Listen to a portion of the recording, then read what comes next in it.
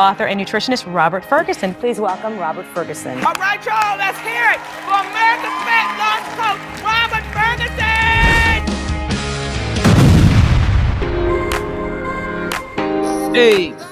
Hey, this is Robert Ferguson. Hey, I want to say thank you for being here. I am coming live on a Saturday. I wanted to do a Fat Loss Friday, but we didn't get to it. However, I want to talk to you about something that's very, very important. And I want to wish everybody a happy 4th. There's Canada Day. I want to wish everybody in Canada the same. And over these next few days, let's just be thankful. You know what I mean? And appreciate that thing called what do you call it? Independence. Well, I like that. I like that a lot. And you know what? I want to talk about something today that can help a whole bunch of people, because a lot of people are consuming ingredients that have been suspect for a very, very long time. And what I'm talking about is this ingredient that's in the news right now, and it's in and out of the news, and it's called what? Oh, it's called aspartame. But my goal right now is to kind of bring clarity to this in a way that will put you in a position where you can win. Now, if you don't know what aspartame, how it's spelled, is aspartame. And before you assume that you don't consume this, you better ask somebody, because a lot of people, you may be getting it in your gum. It may be that muffin. It may be some chips. It may be some candy. It is a sweetener that is used in a lot of different things. But I'm going to keep this short and keep it simple so that you are informed. And then as a result of being informed, you can make the decision on how you want to take action on this. Okay? And maybe help other people and teach your kids about it. All right. If you are new to me, again, my name is Robert Ferguson. I am a nutritionist. I am a guy who shares because I care. And if you are new to me and you don't want to miss anything that I share, or you want to catch some type of replay, you can always go to our YouTube channel. You can search my name, Robert Ferguson, Diet Free Life, or just go to our YouTube channel, it's Diet Free Life, and it'll be right there. And you can also catch us, follow us by going to our website at dietfreelife.com. And before we get into what I'm going to share with you, I want to give you insight to our 8-week fat loss challenge. Great time to get it started. You can start on Monday. You can start on Wednesday. You can start on whatever day you want, and then you can always do it again and again and again. Get a friend and learn more about our 8-week fat loss challenge. It's a great way to become introduced to the methodology where we're able to help all of these people get these amazing results. And then from there, consider getting a coach. We have quite a few coaches. We're always looking for coaches. You could be working with me, one of our coaches, and there is nothing better than having a coach. I'm telling you right now, nothing beats that. Now, some people can learn a methodology. They don't need accountability. That's where the challenge is great. But if you are doing the challenge, like one of my clients recently who was injecting insulin on a regular basis, she was doing the challenge. She had read the books. It all makes total sense. But yet she wasn't getting the momentum that she really needed. And so she was missing the accountability. So she reached out to me after hearing one of these lives. And she was like, Robert, tell me more about the coaching. So when she reached out, we got on the phone. She became my client. And our first goal was to get her to no longer inject insulin. And I can say right now, it's been a few months. She is not injecting insulin. And now the weight is starting to come down. The glucose numbers are getting better. Very proud of this young lady. So congrats. And then if you aren't sure, if you just need a jump start, our detox drop is something I would encourage you to investigate. Okay. What kind of sweeteners are you guys using, right? You know how you go to the restaurant and you got the pink packet, you got the blue packet, you got the yellow packet. Now you got the kind of green packet. Okay. Those are all sweeteners. Now, stevia that you'll see out there, it's a sweetener, but it falls into the category of a supplement. And I'm not going to go down that rabbit hole because we're really talking about aspartame today.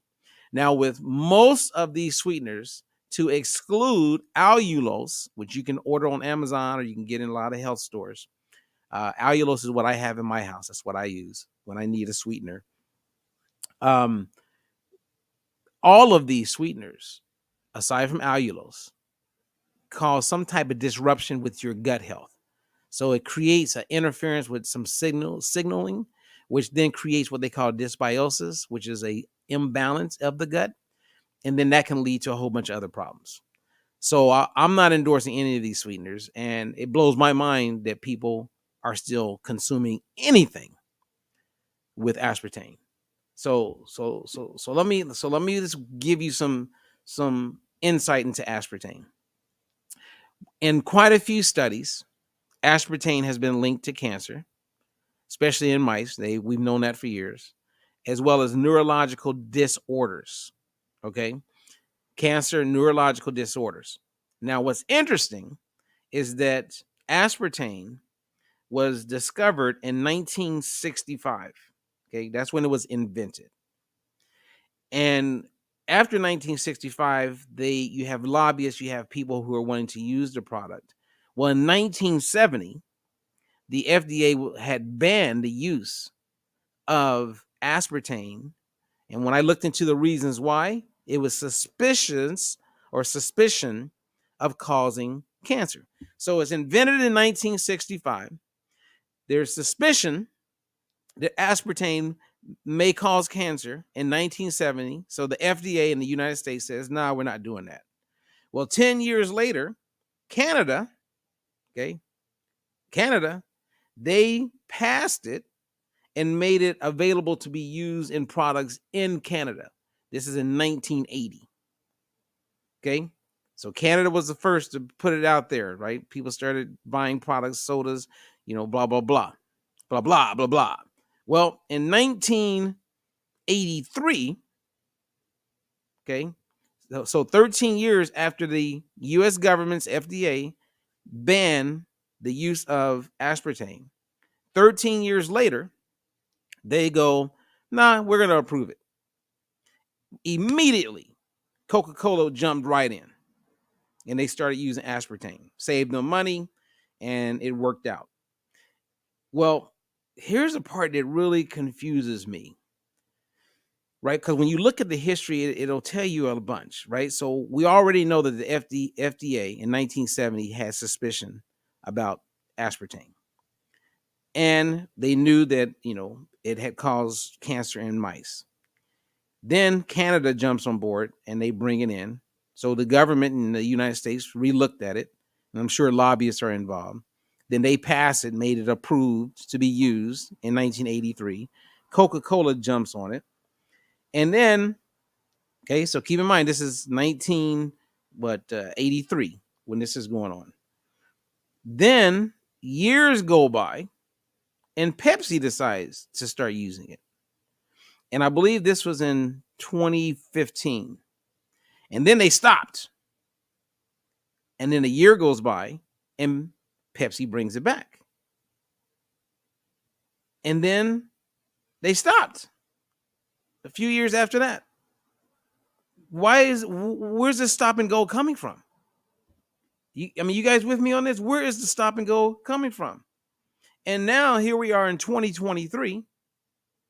The World Health Organization, I'm reading exactly what they're saying. They want to put on a label when aspartame is being used, possibly carcinogenic to humans. Carcinogenic means cancer causing. And they're going to make this move. And in certain parts of the United States, certain parts in the world, aspartame is not even okay. And for clarity, when I said they approved it in 83, they had at one point, I think it was in 1981, where they had, before it was fully approved to be used, they had to come up with what would be an acceptable daily intake of aspartame. So they give it a limit, and then it's up to the manufacturers how they're going to use it. I find all of this absolutely mind-blowing. So if I were you and you're thinking about drinking that diet soda, look at the ingredients. Just know what you're consuming. And if you are consuming it and you really like it and you almost feel like compelled on a daily basis to have it, then start cutting back on it. Just cut back on it. Don't consume it as much, because over years it compounds, right? And it builds up in our body. And I consider it like a forever chemical. what they also call obesogen, which means it creates disruption in the cells. I mean, why do you think we have all of these people today coming down with cancer? More people today than ever. More people with all kind of neurological challenges. But yet, if you go to the websites and look how Pepsi and Coke or whatever companies are using aspartame, they're making more and more money. That means more and more people are consuming it. You know, man, if we could go back to the 1960s, knowing what we know now, man, a lot of things could change. Now, as I share this about aspartame, I can't help but think about the hypocrisy around trans fats. Trans fats got introduced in 1911 by Procter & Gamble, Crisco. Then it started to be used more and more and more and more. And big time, like in the 50s and 60s and 70s. And there was suspicion that trans fatty acids cause a whole bunch of challenges with our health. Everything from cancer to driving obesity to heart disease. And not until 2015 did the FDA again, you know, after almost 100 years, actually a little over 100 years, for it being considered safe to consume, they admitted, and this is conservative, that at least 50,000 people died prematurely. 50,000 people prematurely every year in just the United States because trans fats. So they finally got sued. It took someone to sue them, bring a ton of evidence to the table. Then Walter Willett got involved, Harvard, and confirmed it. And then the FDA said, okay, we made a mistake. But for over 100 years, it was okay. And here's a part that's really crazy, and then I'm going to say goodbye for today. In 2015, they acknowledged that it's killing people prematurely.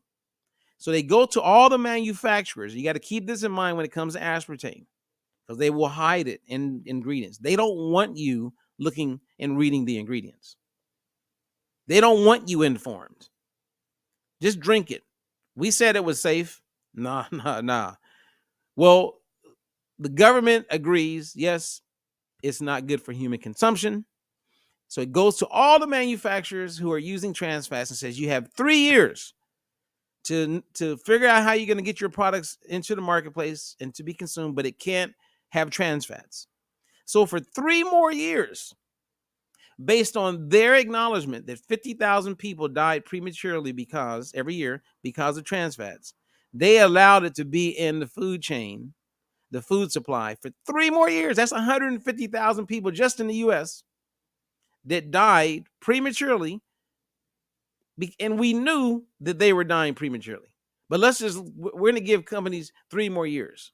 So there are people who died prematurely over those next 3 years until 2018, June 18th. I know that because that's my birthday. And I remember I was all excited and happy when they finally made it where it's not permitted to be used in products. But more people died. Same thing is going on with aspartame. 1 year, yeah, let's use it. Nope, next year, no, let's take it out. Nope, let's use it. Nope, let's take it out. And every time they were using it and taking it out, when they were taking out was because of the concern of awareness that's going to come about that aspartame causes cancers and neurological disorders. They know it. They knew it. And again, whether it's bladder cancer, whatever cancer, we're seeing a lot of cancers.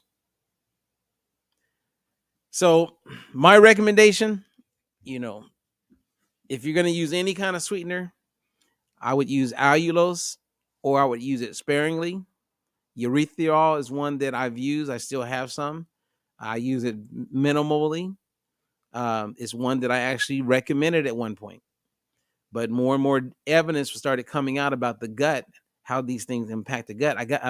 It's my responsibility to inform you. right? So with my clients or the people we come in contact with, we want you to be informed. And if you decide to continue to use that ingredient to consume it, then that's on you, which I think that's fair. But at least be informed. There are people that over a holiday weekend are going to drink a ton of sodas and eat a ton of products that is made with this ingredient. And they're not informed. They have no clue. My favorite book says, "My people perish for the lack of knowledge." Well, when it comes to aspartame, now you know. And if you didn't know, you better ask somebody. And if you meet someone that doesn't know, let them know. All righty? Okay, we got this. You got this. My recommendation over the weekend and the holidays is don't feel like you can't enjoy yourself.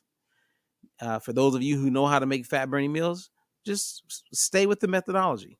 For those of you who don't, this is a good chance for you to learn. Good time to learn. Like learn how to eat. And actually, I'm going to end on this because I got this question that came to me probably 3 times this week. And the question was about intermittent fasting. And whenever it comes up, because I'm not against fasting at all, I think there's a lot of benefits to fasting, whether it's political fasting, spiritual fasting, or even giving your digestive system a break fasting.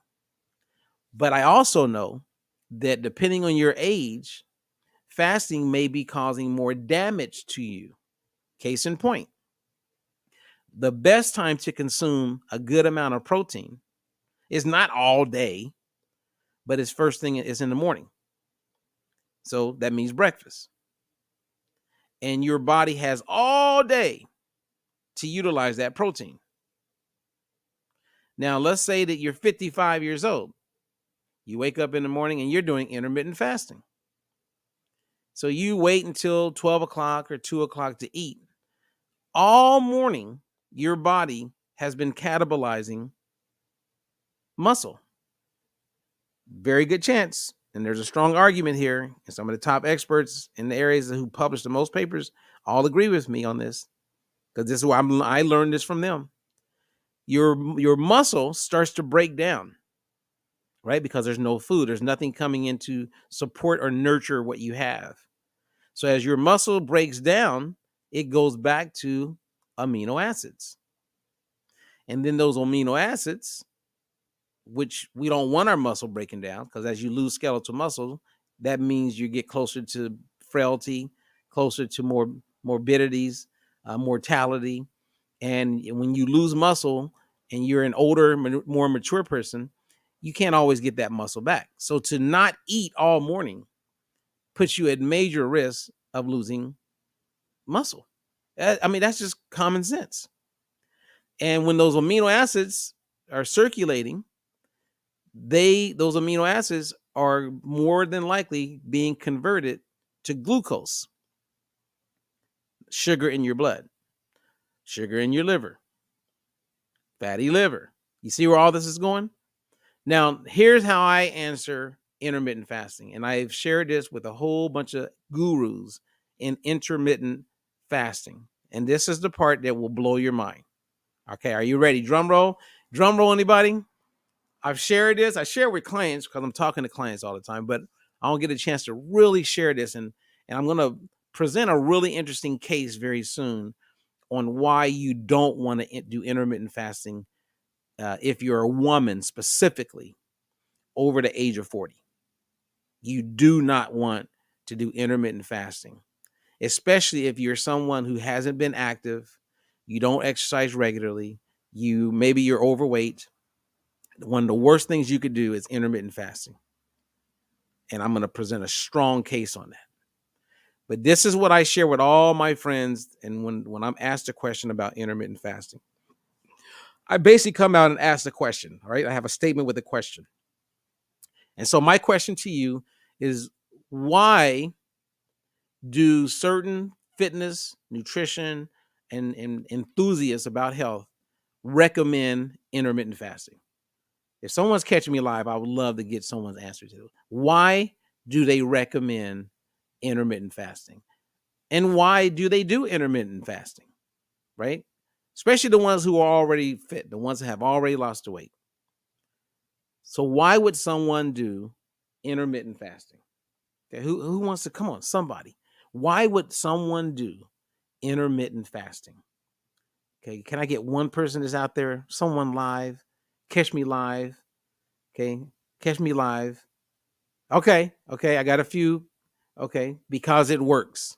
Okay, so you look at someone, they've lost weight or they look fit, and they say they advocate intermittent fasting. Okay, here's my answer. And I share this with all my friends who are really fit and they help other people, right, with their health.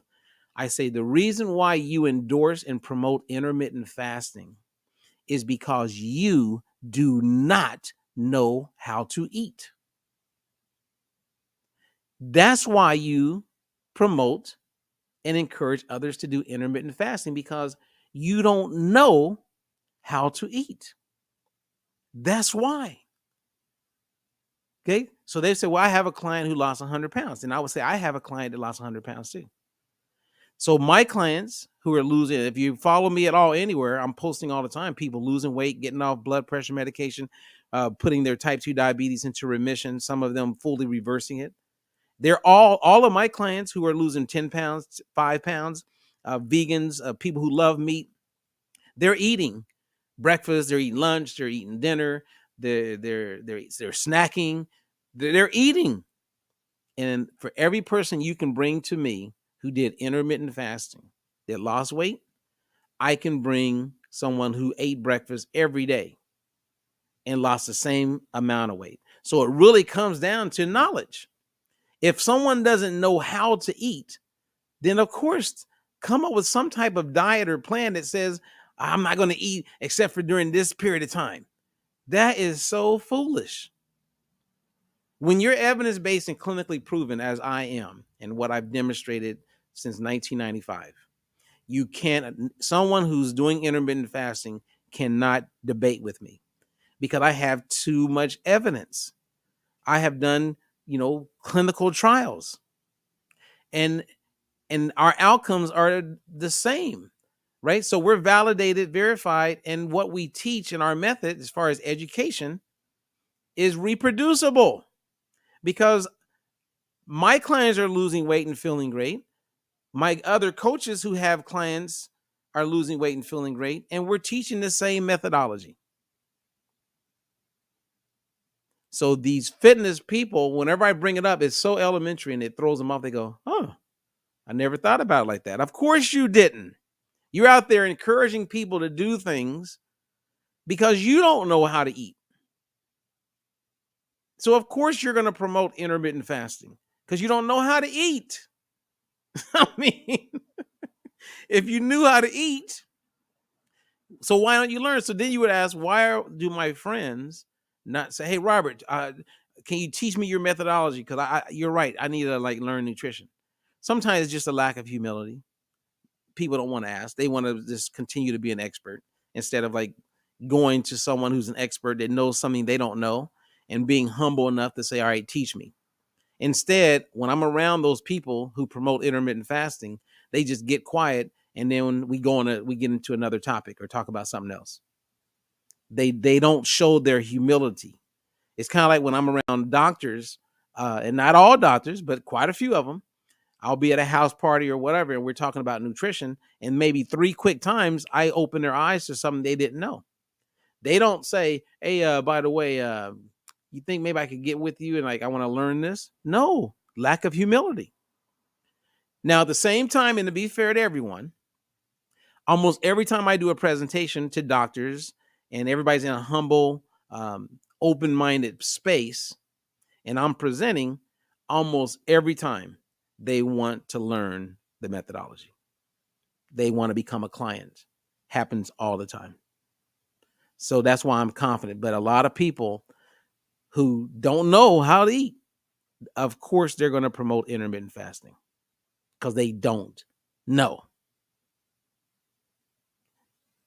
And if I was talking totally crazy, someone would come in here come even on a replay and say, nope, he's wrong. I'm not wrong. We've done 2 evidence-based, clinically proven studies where people ate the way we teach and the outcomes are the same. That means that's science. If the outcome is the same, that's pretty scientific. No matter where our clients are in all 50 states, 17 countries, the outcome is the same. The only time we don't see outcomes that are the same as far as really good outcomes is when someone's not eating and following the methodology. That means they're jumping all over the place. One week they're intermittent. Next week they're going to go keto. Next week they're going to try another diet. I'm going to count calories. They don't know. They just jump all over instead of like stopping, slowing down and go, okay, you know what? I'm going to learn about nutrition. I'm going to learn. And that's why a lot of our clients end up becoming coaches, because you fall in love with clarity around nutrition and how food is connected to our overall health. And sometimes people just want to know for themselves, and other times people want to become a coach so they can help other people. It just depends. But an easy place for most people to start is do the 8-week fat loss challenge. Then you'll learn how to make fat burning meals and all that. And we have support, so we'll help you out. Okay? But I hope you got clarity on intermittent fasting. I'm not saying don't do it, but there's some risks and people aren't talking about it. So I am definitely going to share some real detailed information, share some of these studies that demonstrate that, a woman who's over 40 years old that does intermittent fasting, she is doing more damage to her mitochondria. That's like the batteries of the powerhouse for your cells. You're doing damage to like slowing the calories that you burn throughout the course of a day. So basically your metabolism becomes more inefficient because of the threat or potential of losing muscle. You don't want to lose muscle. You don't want to lose muscle. Okay.